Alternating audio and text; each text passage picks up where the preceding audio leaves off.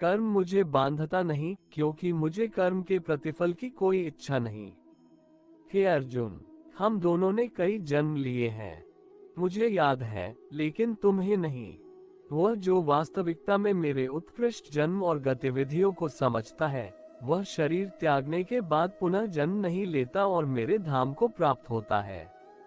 अपने परम भक्तों, जो हमेशा मेरा स्मरण या एक चित मन से मेरा पूजन करते हैं, मैं व्यक्तिगत रूप से उनके कल्याण का उत्तरदायित्व लेता हूँ। कर्म योग वास्तव में एक परम रहस्य है। कर्म उसे नहीं बांधता जिसने काम का त्याग कर दिया है।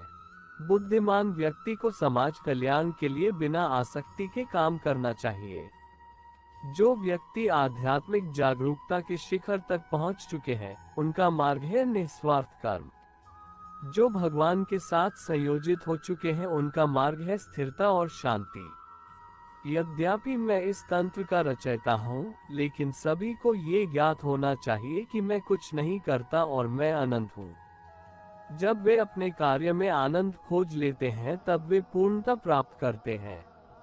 वह जो सभी इच्छाएं त्याग देता है और मैं और मेरा की लालसा और भावना से मुक्त हो जाता है, उसे शांति प्राप्त होती है। मेरे लिए ना कोई घृणित है ना प्रिय, किंतु जो व्यक्ति भक्ति के साथ मेरी पूजा करते हैं, वो मेरे साथ है और मैं भी उनके साथ हूँ। जो इस लोक में अपने काम की सफलता की कामना रखते हैं, वे देवताओं का पूजन करें। मैं ऊष्मा देता हूँ, मैं वर्षा करता हूँ और रोकता भी हूँ, मैं अमृतत्व भी हूँ और मृत्यु भी। बुरे कर्म करने वाले, सबसे नीच व्यक्ति जो राक्षसी प्रवृत्तियों से जुड़े हुए हैं और जिनकी बुद्धि माया ने हर ली है, वो मेरी पूजा या मुझे पाने का प्रयास नहीं करते। जो कोई भी जिस किसी भी देवता की पूजा विश्वास के साथ करने की इच्छा रखता है, मैं उसका विश्वास उसी देवता में दृढ़ कर देता हूँ। हे अर्जुन, मैं भूत, वर्तमान और भविष्य के सभी प्राणियों को जानता हूँ, किंतु वास्तविकता में कोई मुझे नहीं जानता। स्वर्ग प्राप्त करने और वहां कई वर्षों तक वास करने के पश्चात एक असफल योगी का पुनः एक पवित्र और समृद्ध कुटुंब में जन्म होता है। केवल मन ही किसी का मित्र और शत्रु होता है। मैं सभी प्राणियों के हृदय में विद्यमान हूँ।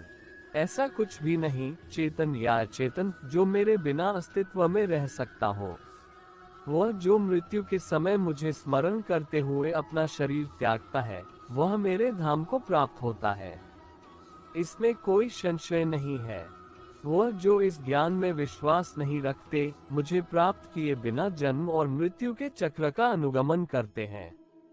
कोई काम शुरू करने से पहले स्वयं से 3 प्रश्न कीजिए। मैं ये क्यों कर रहा हूँ, इसके परिणाम क्या हो सकते हैं और क्या मैं सफल होऊंगा।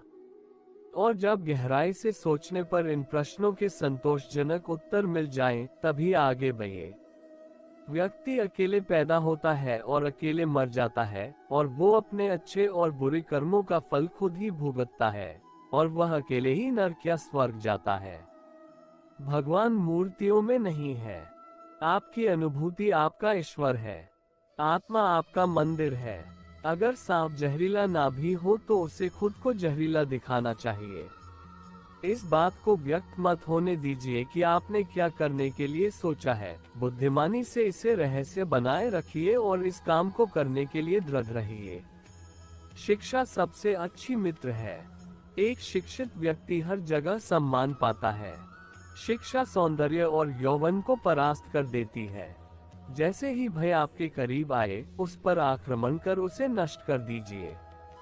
किसी मूर्ख व्यक्ति के लिए किताबें उतनी ही उपयोगी हैं जितना कि एक अंधे व्यक्ति के लिए आएगा। जब तक आपका शरीर स्वस्थ और नियंत्रण में है और मृत्यु दूर है, अपनी आत्मा को बचाने की कोशिश कीजिए। जब मृत्यु सर पर आ जाएगी, तब आप क्या कर पाएंगे। कोई व्यक्ति अपने कार्यों से महान होता है, अपने जन्म से नहीं।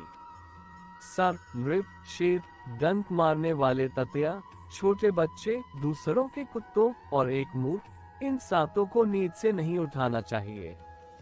जिस प्रकार एक सूखे पेड़ को अगर आग लगा दी जाए तो वो पूरा जंगल जला देता है, उसी प्रकार एक पापी पुत्र पूरे परिवार को बर्बाद कर देता है। सबसे बड़ा गुरु मंत्र है, कभी भी अपने राज दूसरों को मत बताएं, ये आपको बर्बाद कर देगा। पहले 5 सालों में अपने बच्चे को बड़े प्यार से रखिए। अगले 5 साल उन्हें डांट डपट के रखिए। जब वो 16 साल का हो जाए तो उसके साथ एक मित्र की तरह व्यवहार करिए।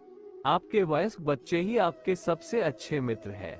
फूलों की सुगंध केवल वायु की दिशा में फैलती है, लेकिन एक व्यक्ति की अच्छाई हर दिशा में फैलती है। 7